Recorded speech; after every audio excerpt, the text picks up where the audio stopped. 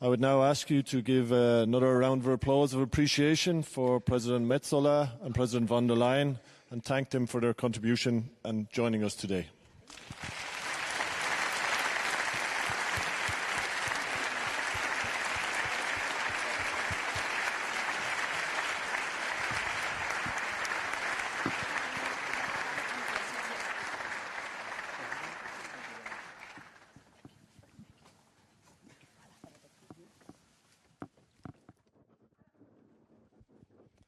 And so, to conclude this opening session, I have the honour to give the stage to Attila Péterffy, Mayor of Pécs in Hungary and member of the board of the EU Covenant of Mayors. The city of Pécs is a signatory of the Covenant of Mayors since 2013, beneficiary of the European City Facility and a label city of the EU mission for climate neutral and smart cities. Please. Thank you very much. Honourable President Tüttő, kedves Kata, köszöntelek. Dear fellow mayors, European local and regional leaders, ladies and gentlemen, it is a great honour for me to address you today in front of more than 500 mayors and local decision makers, local leaders. And it is even greater honour to speak here in the plenary hall of the European Parliament in Brussels, where Europe's common decision really made. As a representative of Covenant of Mayors, it is equally an honour for me to share this stage with the presidents of the European institutions. This in itself sends a clear message. The future of Europe is a shared commitment between our cities and the European Union's institutions. We all witness that our communities are facing several difficulties at once. The impact of climate change, heat waves, floods, wildfires affect us harder every year. Social insecurity and the cost of living crisis increase people's vulnerability. Geopolitical tensions at the external borders of the Union also affect our communities. And there is another less visible but equally serious crisis. Our citizens are losing trust in political leaders. In many places, this loss of trust has opened the way for populism and has weakened confidence in democratic institutions. In this situation, we, mayors, are those closest to the citizens. We face their concerns every day, and they expect solutions from us. We understand the specific local circumstances and the available resources and the limits of what we must work within. It is both our responsibility and our opportunity to deliver tangible results, to ensure that climate neutrality, resilience, and a just transition are not empty words, but real experiences for our citizens. When we achieve this, we strengthen not only our communities, but also the very foundation of democracy, trust. Allow me to share some examples from my own city, Pécs, from Hungary. In 2010, Pécs was the European Capital of Culture. This brought not only cultural and tourism growth, but also lasting institutions and developments to the city of Pécs. We are also proud and grateful for that Pécs has been included in both the EU mission from climate neutral and smart cities and in the Net Zero Cities programme. This milestone provides new momentum for our local green transition and builds on progress we made earlier when Pécs joined the EU Covenant of Mayors. But even more importantly, it enables mission cities to exchange best practices and encourage others to follow. In Pécs, located in a region heavily affected by out-migration, so in Pécs, it is especially important for the city to remain attractive to young people. Both the European Capital of Culture programme and our green initiatives serve this goal. They help us create a vibrant, livable and sustainable city, a place worth staying.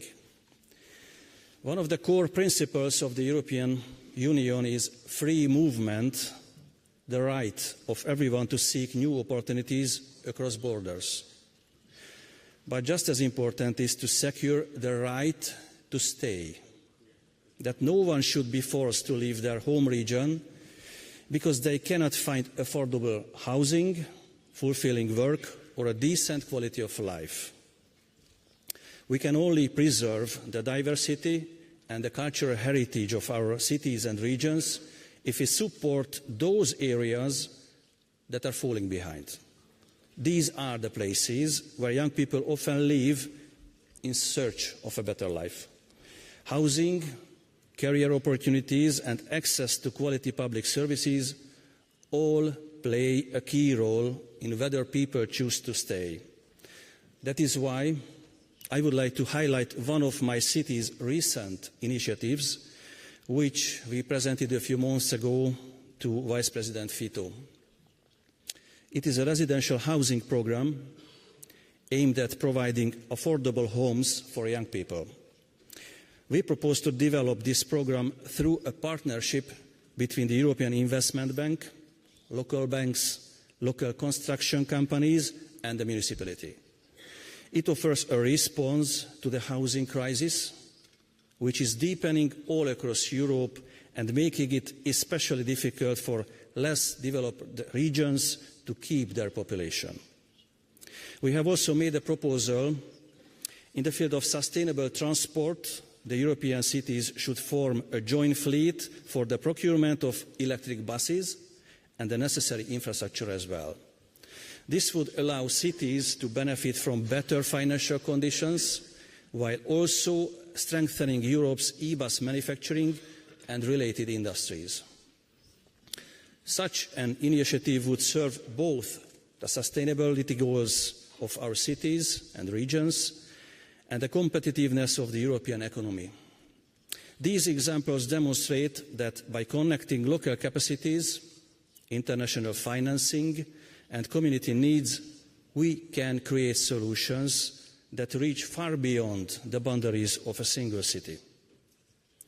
However, local determination alone is not enough. We also need concrete European actions, concrete European instruments. First, we need greater competencies. Many key decisions are still taken at the levels that do not support swift local interventions. With more authority and more flexible regulations, cities could plan and carry out actions more effectively. This would help us in areas just like public transportation development and energy renovation of buildings.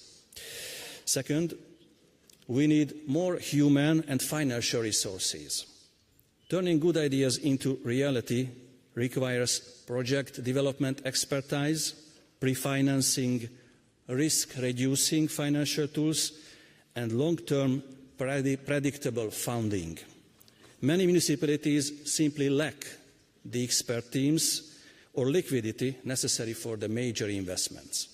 That is why we need strong technical support services, simplified EU funding procedures, and better pre-financing options. Third, we need true partnership with the EU institutions, not only occasional consultations, but a structured, permanent dialogue and joint decision-making. We ask to be involved from the earliest stages of policy design, to be supported in cooperation between cities, and to have access to practical pilot programs whose results can be quickly scaled up. And finally, we need consistency and continuity.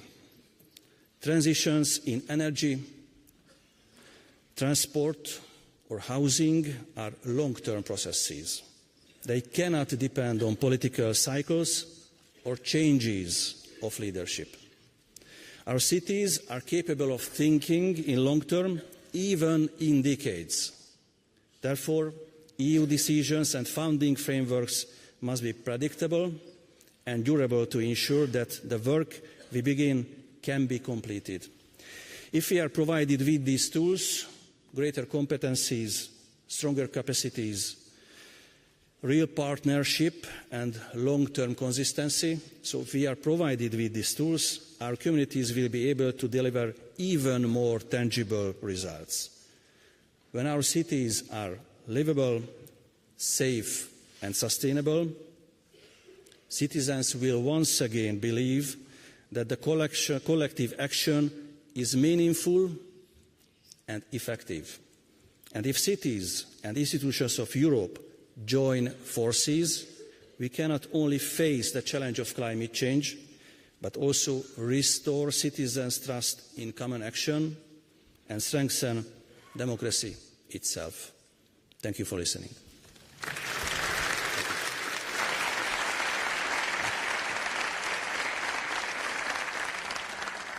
Thank you very much, Mayor.